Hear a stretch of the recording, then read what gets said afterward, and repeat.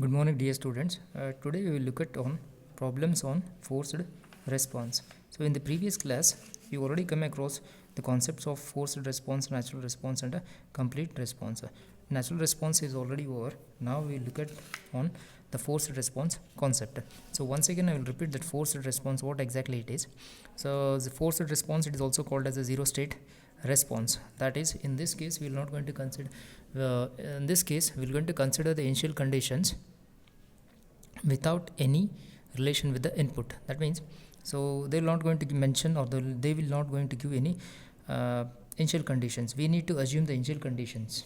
That is, y of 0 is equal to 0, or y of 1 is equal to 0. Anything, it will be equal to 0 only. So that is your zero state response or forced response, and it is denoted by y f of t. F indicates the forced and t is a continuous time signals. And this forced response consists of two components. One is the natural response and the other one is a particular solutions. And here is the denotion, or how it can be. This is the way of denoting natural response, that is y n of t, and for particular solution, that is yp of t, and yf of t indicates the forced response. So now you look at the table. So for input a, that is a constant, so particular solution can be written in this form, that is k. And for a into e power minus at can be written as k into e power minus at, and a into cos of omega t plus phi can be written as k1 cos omega t plus k2 sin omega t.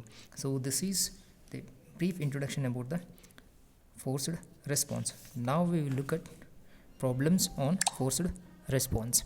So here is the question: find the zero state response for the system given by find to dy of t by dt plus 10 into y of t is equal to 2 into x of t, with input x of t is equal to minus x of t is equal to e to the power of minus t into u of t. You can observe this. You can observe in this problem, they are not mentioned, or they have not given any initial conditions. So that means you need to consider that initial conditions as 0. This can also be, the question can also be framed like this also, that is, find the forced response for the system given by, or else find the zero state response of the system for the system given by this question. And here is the given, that is, find dy of t by dt plus 10 into y of t is equal to 2 into x of t. And this is what they have given. And forced response, it's a combination of natural response and a particular solution. That's what I have written here. That is y f of t, that is y forced response is equal to natural response, that is y n of t plus y p of t. This is the combination of natural response and a particular solutions. First we need to find the natural response and add it with the particular solutions. This particular solution depends upon the input. What input they have given, that you have to check. So depending upon the input, you have to write the particular solution and then add with the natural response. So next step, you need to write the characteristic equation that we already studied in a natural response. We just replace dy of t by dt by r. This is similar to that of natural response. We just replace dy of t by dt by r. So this equation can be written like this: phi into r plus y of t is 1 only, so phi of phi r plus 10, so is equal to 0. So that r is equal to, and r is equal to minus 2. Then this is what the value of r, since r is equal, since x of t is equal to e to the power of minus t into u of t. This is the input. This is the input what I have written here, e to the power of minus t into u of t. That is the particular solution of the form. So now you write a particular solution with respect to this input, and yp of t is equal to k into e to the power of minus t. You can have a look at this. This is in this form. The problem input is in this form, that is a into e to the power of at. So that's why I have written k into e to the power of minus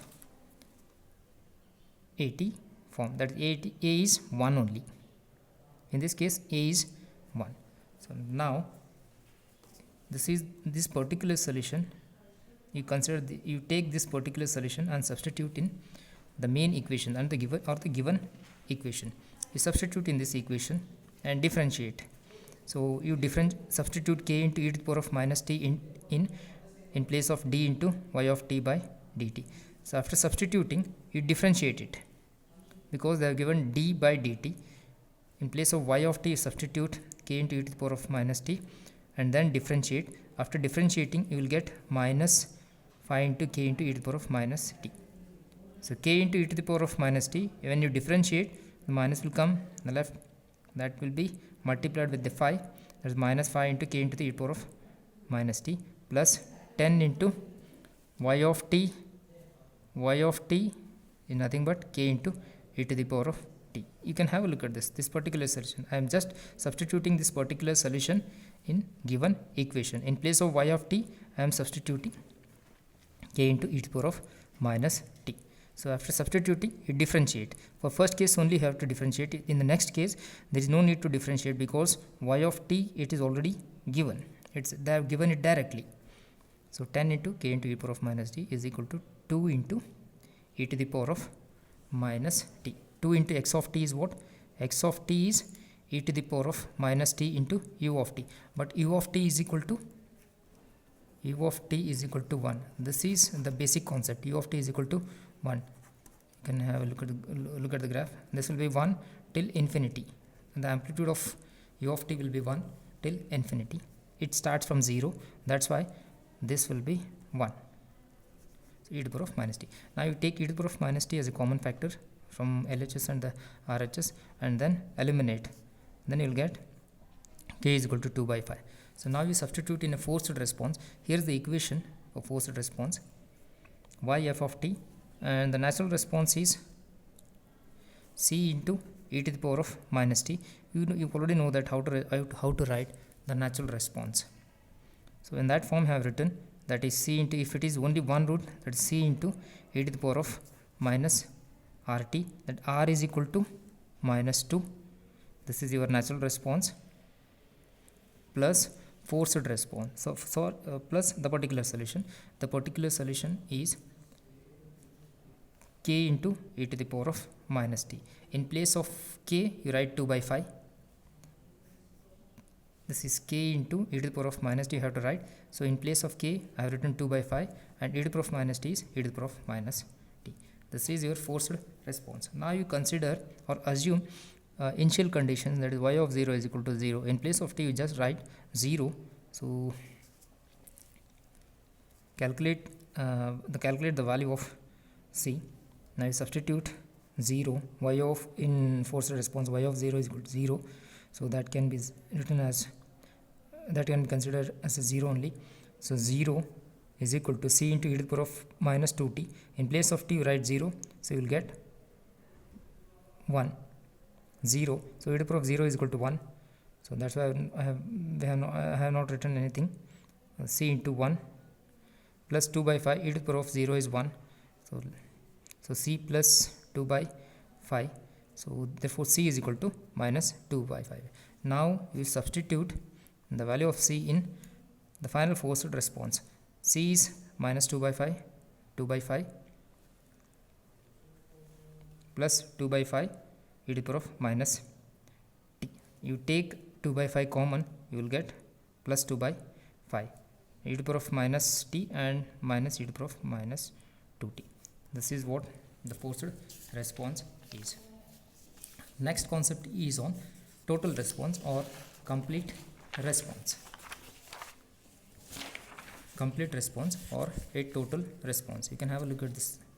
Complete response or total response. This can be denoted by y of t. This is the total response. That means it's a combination of forced response and a natural response. So natural response, then one term. In forced response, you will come across the two terms, that is natural response and the particular solution.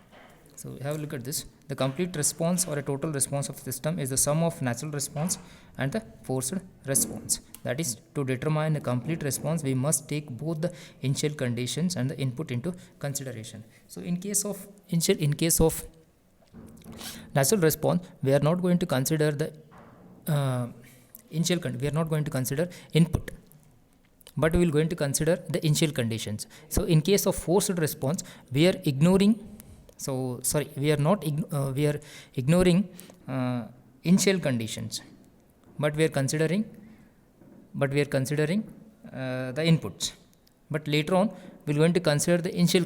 In the early stage we'll ignore the initial conditions. Later on we are going to consider the initial conditions for our convenience. That is what the concept of natural response and a forced response is. And here it is totally different. It is a combination of forced response and a natural response. If you want to find the complete response, you have to consider initial conditions as well as the input. Now we look at the problem. Find the output of a system given by differential equation. This is what the differential equation what they are given, and here is the initial conditions. Y of 0 is equal to 0 and dy of t by dt is equal to 1, and x of t is equal to e to the power of minus 2t into u of t. This is input, and these two are initial conditions. So they have mentioned initial conditions and input. So write the given. This is what the given. So y of t is equal to yn of t plus yp of t. And this is a forced. This is a total response. Now this is the forced response.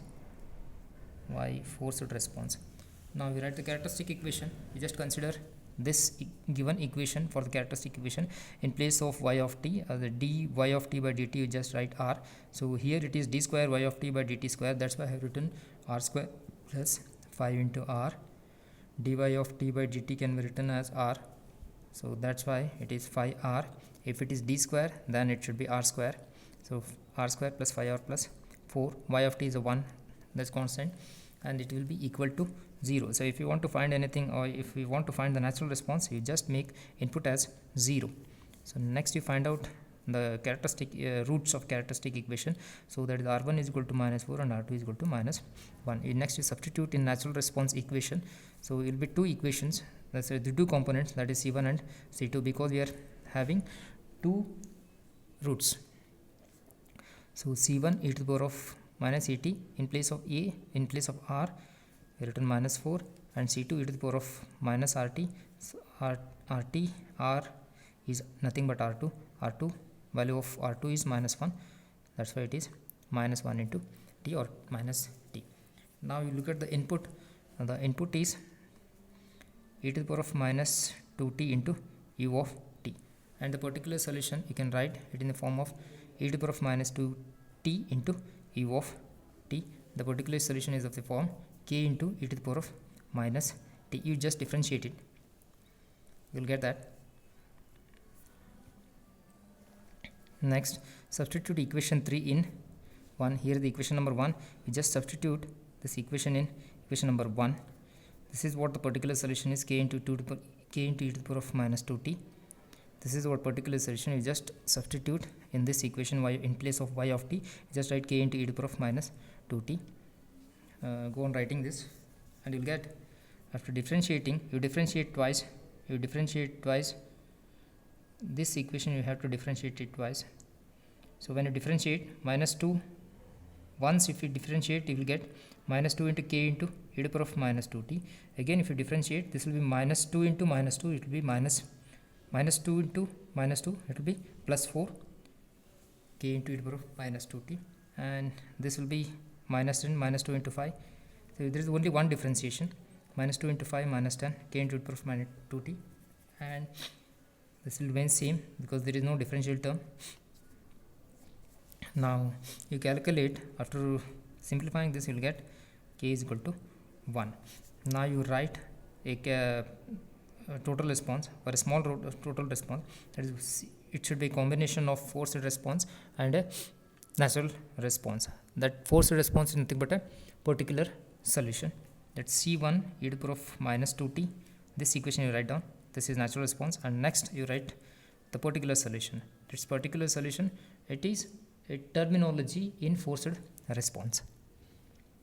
So c1 e to the power of minus 4t plus c2 e to the power of minus t plus e to the power of minus 2t.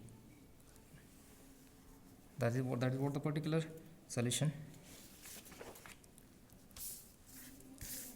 And next you apply the initial conditions. Y of 0 is equal to 0 and dy of t by dt is equal to 1 and t is equal to 0. You just substitute 0 for first case and for 1 for the next case. After differentiating, you substitute 1 and 0. For normal case, you just substitute 0. In this case, you just substitute. In this case, you just substitute 0. First, you substitute 0, you will get c1 plus 0 is equal to c1 plus c2 plus 1. 0 is equal to c1 into e to the power of minus 40 into 0, you will get 1 only. That's why I have written it as c1 plus c2 into the e to the power of 0, you will get c2 plus e to the power of 0, you will get 1. So don't get confused why I have written e to the power of minus 2t only, because the value of k is 1. If you substitute in particular solution, that is k is equal to 1, you will get 1 into e to the power of minus 2t. Next you differentiate this equation. And then substitute 0 and 1. Differentiate this, you will get minus 4 into c1. Look at this, minus 4 into c1 plus minus t, you will get minus only, minus c2 minus and minus. Once you differentiate, you will get minus 2. So that's what I have written it here. Now you simplify this or use a simultaneous equation in a calculator. By using calculator, you calculate c1 and c2. When you calculate, you will get minus 2 by 3 and c2 is equal to minus 1 by 3.